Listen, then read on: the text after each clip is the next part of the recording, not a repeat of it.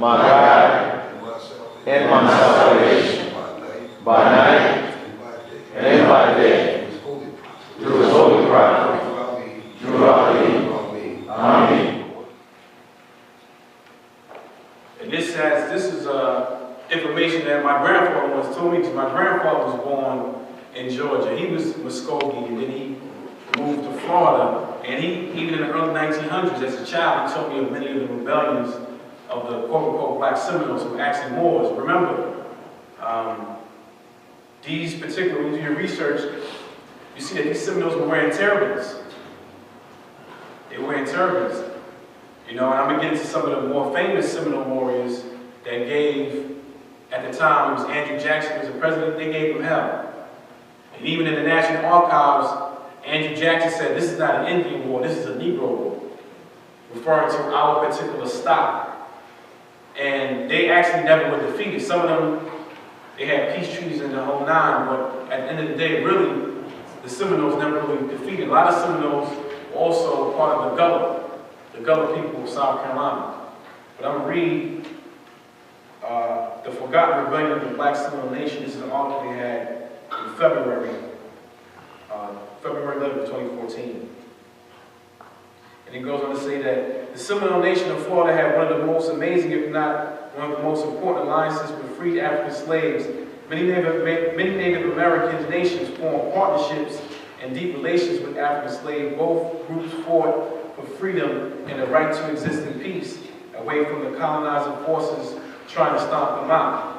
The rebellion of the Black Seminole Nation is one of the most overlooked partnerships in Native American, African American history. The Seminole Nation during the period called the Second Spanish period formed a deep bond with POW, what they have in here, free African slaves of coastal South, creating a mixed culture known today as Black Seminoles. In the 1680s, African slaves fled from English South Carolina to Spanish Florida, seeking freedom. In 1693, King Charles II of Spain made an edict that escaped African slaves would receive freedom and protection from slave owners if they helped defend Spanish settlers at St. Augustine, which is in Florida. Because of the partnership, the free slaves became a militia and they formed a settlement in 1738, the first legally sanctioned free African town in North America.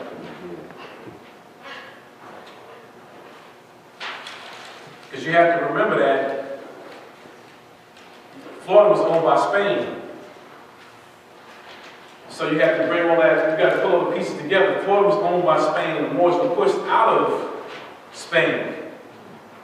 So the Spanish were still trying to convince those individuals who had to hate the Moors. Listen, fight for us and you have your freedom. I know we kicked you out of Spain, but fight for us and you have this particular free settlement. So that's why you see a lot of, again, Islamic garb among the Seminoles, all right? And then it goes on to say that one of the things that bound the history of these two groups is both face utter and complete obliteration. The Seminole Wars began after the American Revolution, with the U.S. slave owners winning the revolution against England. Space was opened up within, with other issues could be addressed. Particular issues concerning free African slave living alongside Native Americans in Spanish Florida. When England lost the war, they ceded to the new U.S. East and West Florida in the 1790s. All the free slaves living in East or West Florida were forced back into slavery. There was a break in the United States' effort to destroy the black settlers. After the war in 1812, however, Andrew Jackson made destroying these settlements a top priority. The Native and black communities were moved to South and Central Florida. So a lot of times when people talk about the Underground Railroad and a lot of Moors going up north, a lot of Moors were actually going to Florida. Because in Florida, the union of the POW Moors and the Indigenous Muskogee Creek, because Seminole is not actually a tribe, all right? Seminole actually was a bastardized name to say that you were a runaway slave or you were a barbarian, so on and so forth.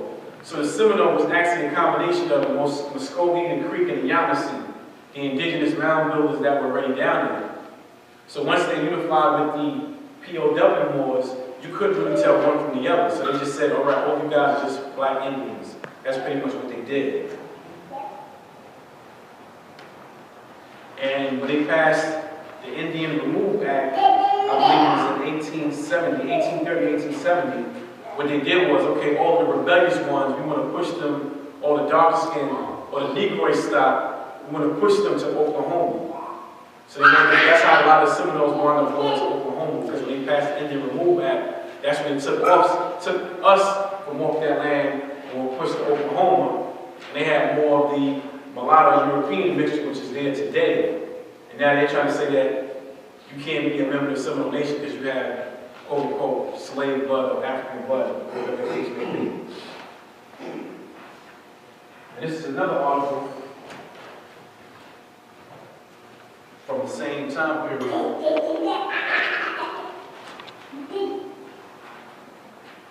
This is called The Forgotten Seminoles.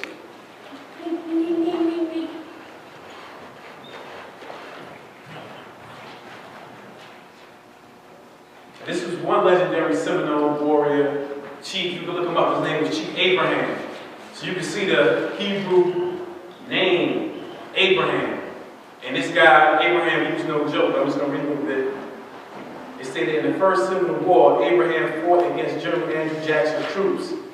Afterward, he recruited blacks into the tribe and became an interpreter and attained the status of cense-bearer, a lawyer for Chief Makanobi on his trip to Washington in 1826. Abraham stood tall and slender. He had a courtly manner and a clear, fluent, gentle speech. His face was distinguished by a badly crossed eye. He governed Pulakaka and married the widow of Chief Bowlegs.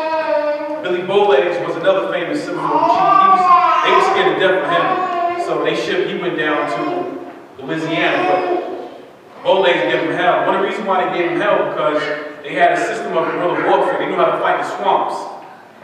So not only was you fighting against them, you was fighting against the environment. And they used the environment of the swamps and the crocodiles and the mosquitoes and the poisonous, plants that are out there. They used all those things to their advantage. Then it goes on to say that a U.S. victory will move Indians to Oklahoma, will probably send blacks into slavery no matter how much Indian blood they had. As the war intensified, blacks rapidly rose through the ranks, welding political clout with the tribe. The military prowess impressed both white opponents and Seminole leaders. Many of the POW warriors had come from the fiercest tribes of Africa, the Igbo, the Igbo, Senegal, and Ashanti. All right? So here they let you know that some of these POWs were from Senegal, Igbo. So that means that these brothers were Sufis, and some of them were Hebrews. You had Hebrews that were part of Igbo. You had Sufi Muslims that run all through Senegal. So now, when they're coming over here, they intermixing and intermarrying with the indigenous Malbas, the Yamasee, the Seminole, Muskogee, so on and so forth. They're bringing all of those spiritual traditions with them. They're bringing the cultural garb with them. That's why, again, when you look at the pictures, you'll see them wearing turbans. Then it goes on to say that the Seminoles grew into the longest and costliest of all American Indian wars. It was also the deadliest. More than 1,500 regular soldiers and sailors were lost. The beginning of the end came at the Battle of Okeechobee, which President Lincoln noted as one of the most desperate struggles known to the annals of Indian warfare. In the Battle of Lochapatee, and the Lochapatee River is northern Palm Beach country, which the assurance of his people would not be sold back into slavery. Abraham helped negotiate peace in his 20-year fight from 1838 to 1843. The U.S. moved more than 500 black Seminoles west. More were stolen by slave runners. So here you have it. This dude Abraham fought for 20 years. But you never hear about him. You hear about the civil rights marches and all of that.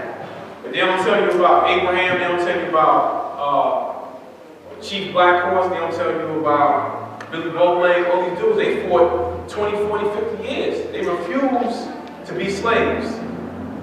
And in one instance, I think it was in the next article, I think some of them got captured.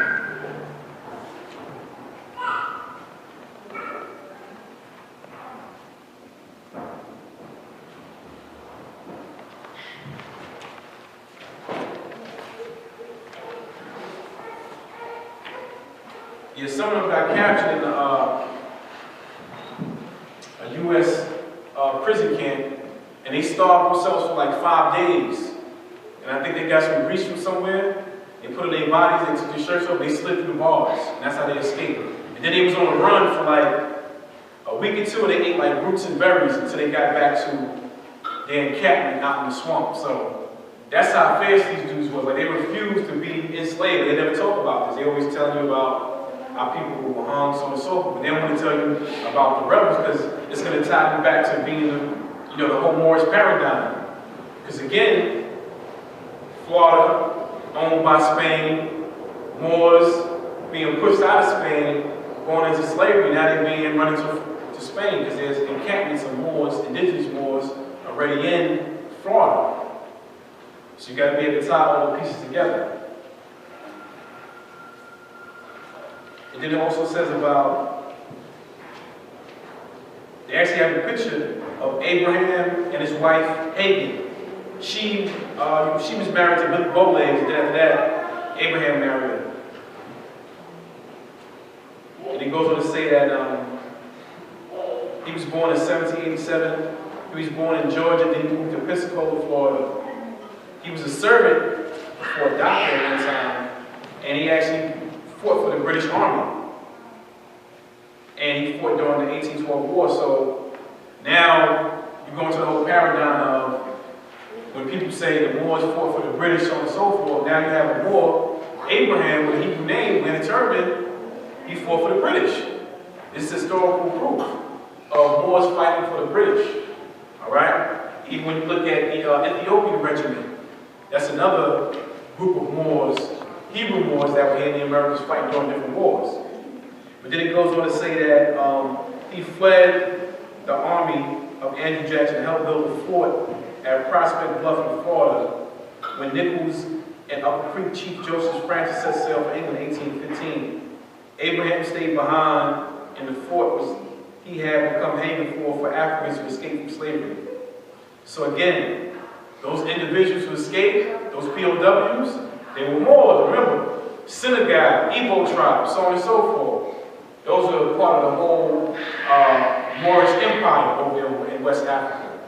So now you see how the escaped Moors intermarried the indigenous Moors in the Americas, because we always had that, we always knew we were family.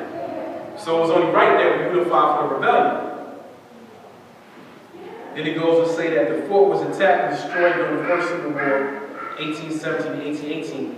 Abraham was one of the few survivors. He made his way to the Suwannee River in Florida. Abraham continued fighting the First Civil War and became known as, they gave him an indigenous name, which is, it sounds Hebrew, Suwanafi, Tustaniki, the Suwannee warrior. He lived in the African town of Florida called Pilakani, or Many Ponds. He was adopted as a member of the Seminole Nation, became the first prime minister of the Cow Keeper dynasty and chief advisor to the economy principal of the Al-Chudi Seminole. Abraham again served as an interpreter with the delegation of Seminole chiefs. He visited Washington, D.C. later in life. Abraham married Hagan, the widow of Chief Bolegs. No details of Abraham's death are known. That's deep. They don't even know when he died, how he died. No, this dude was like, on some real guerrilla warfare. He's like a ninja. One minute he's a politician, next minute he's fighting wars, he's slipping through bars and prisons, and they don't even know when he died. But this is a real, they have to actually have it's like a picture of him for researching. His name is Chief Abraham of the Seminole tribe, and this is people that they never want to talk about. All right? Huh? Chief, Now this is another person. How many people familiar with Frederick Douglass? Everybody familiar? Every Black History Month, he's wanting to make people come up. I found some interesting information about Frederick Douglass. And I had to call the sheep about it because, you know, a lot of people, they talk about Frederick Douglass, and again, that term Negro always comes up when it comes to Frederick Douglass. Am I right? That term always comes up. And the more I look at pictures of Frederick Douglass, I'm like, this brother looks indigenous. You know, like, you know, when he had the afro out and all that, and he got it comb to the side, you know, I'm starting to say to myself, like, yo, this Frederick Douglass looks kind of like he got some indigenous Native American roots. And I listen to Brother Umar Johnson a lot, and Umar Johnson said he's descendant of Frederick Douglass. And Umar Johnson said that he's building a school in Africa, and he traces roots in Africa, and so on and so forth, in that nation. And Umar Johnson's from Philly. Anybody know where Frederick Douglass was born, where he's from? You can take a guess. From Baltimore, Maryland. He's from Maryland. The foundation of our temple, Frederick Douglass from Maryland. And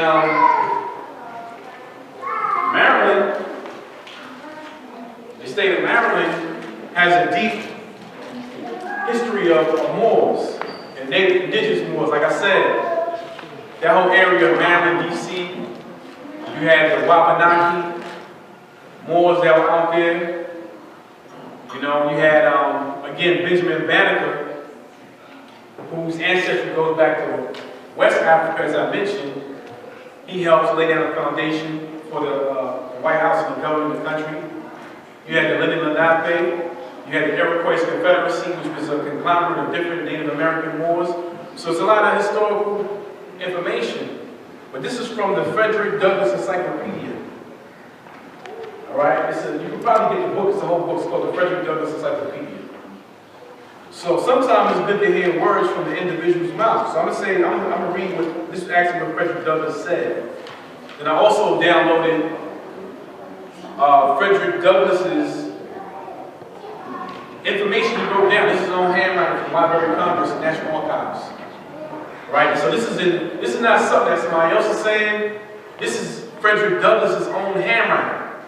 This is something they never talk about. So I'm going to read first what it says in the Frederick Douglass Encyclopedia. This is the section called Manifest Destiny.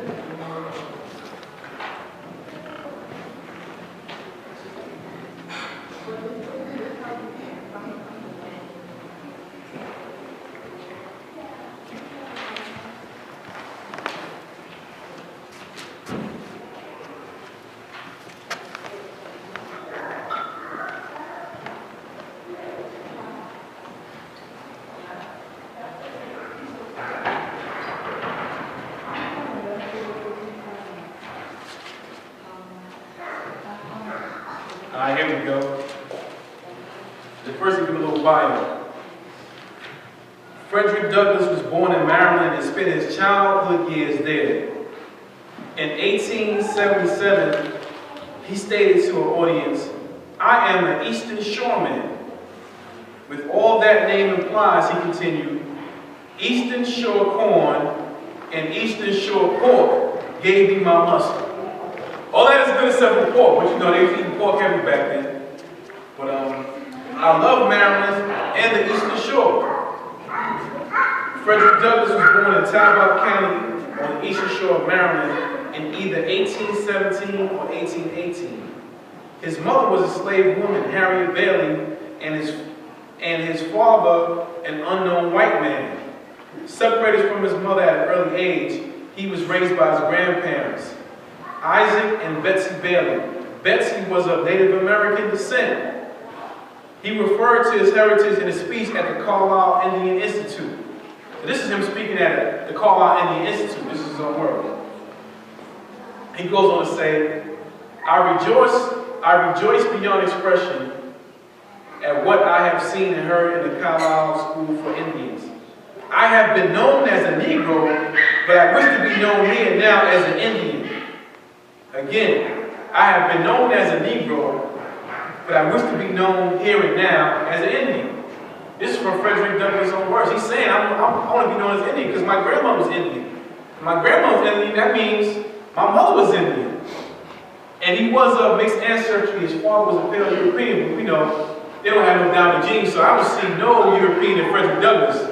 So that just straight up got wiped out. Plus, as we know, the mitochondrial DNA gets transferred by way of the woman, by the mother. So those are the predominant genes. But here it is, Frederick Douglass saying, I'm Indian. I'm not a Negro, I'm Indian. All right? You know that Indian is a code word for Moor. Exactly. As I stated, with the whole Christian black slave codes, how they play that little game with the wordplay. Then it goes on to say that, and this is from his, and this is his own handwriting, you can look it up yourself, from the Library of Congress, the genealogical notes of Frederick Douglass. And it goes on to say that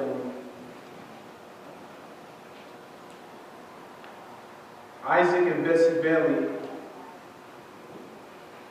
those were his grandparents. And then he goes on to say that Betsy Bailey was an Indian, and her husband, Isaac, was a mixture of Negro and Indian. Again, Betsy Bailey was an Indian, and her husband was a mixture of Negro and Indian. This is from, so pretty much they both were Moors. They both were, you know what I'm saying, indigenous Moors of the Americas. This is from his own, and you can't see it because it's too small, but this is his handwriting. He wrote in his script. That means he was a mixture of Moorish and Moors. Pretty much.